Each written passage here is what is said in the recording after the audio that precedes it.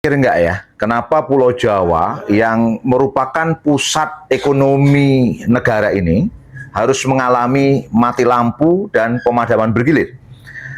Banyak desa susus liar di luar sana, tapi faktanya pemadaman di Jawa kemarin terutama dipicu gara-gara tidak terpenuhinya pasokan batu bara ke pembangkit listrik PLN ini.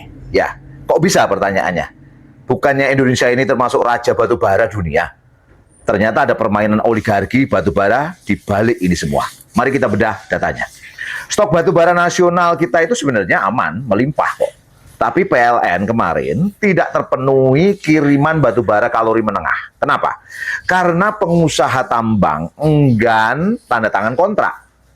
Ada celah kontrak sekitar 20 juta ton yang mandek. Kenapa mereka enggan? Sederhana aja. Cuan ekspor jauh lebih menggiurkan. Harga ekspor batu bara ke pasar global lagi legit-legitnya ya, tembus 125 sampai 130 US dollar per ton.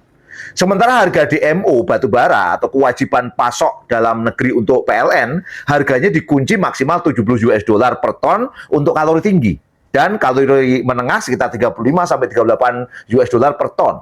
Demi keuntungan besar, akhirnya pengusaha batubara itu memilih ekspor duluan daripada memenuhi kebutuhan PLN. Artinya batubara disetir oleh oligarki tambang batubara daripada kepentingan rakyat. Disinilah letak masalah sistemik kita. Ketika hajat hidup orang banyak, yaitu listrik, bergantung pada bahan baku yang dikuasai dan dikelola oleh korporasi swasta komersial.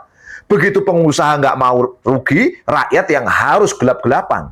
Terus gimana cara nyelesain lingkaran setan yang demikian ini supaya tuntas? Islam punya solusi yang sangat konkret dan sistemik lewat aturan kepemilikan.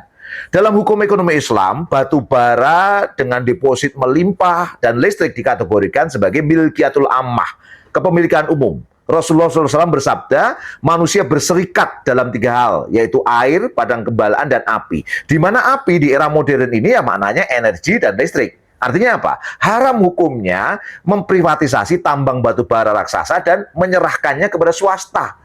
Dalam sistem Islam, negaralah yang wajib mengelola tambang batu bara ini secara mandiri dari hulu sampai hilir.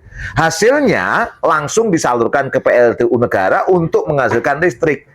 Nggak akan ada lagi cerita nego harga macet atau pengusaha ogah pasok karena ngejar ekspor. Listrik pun bisa didistribusikan kepada rakyat dengan harga murah berbasis biaya produksi real tanpa komersialisasi, bahkan gratis kalau kas negara memang melimpah. Saatnya kita beralih dari sistem yang cuma menguntungkan segelintir oligarki ke sistem yang menjamin maslahat untuk seluruh umat. Dan saya nggak akan bosen-bosen ngomong semua tadi bisa berjalan kalau ada sistem politik yang menjamin semua tadi berjalan. Itulah yang namanya khilafah Islamiyah. Gimana menurut kalian? Silahkan komentar.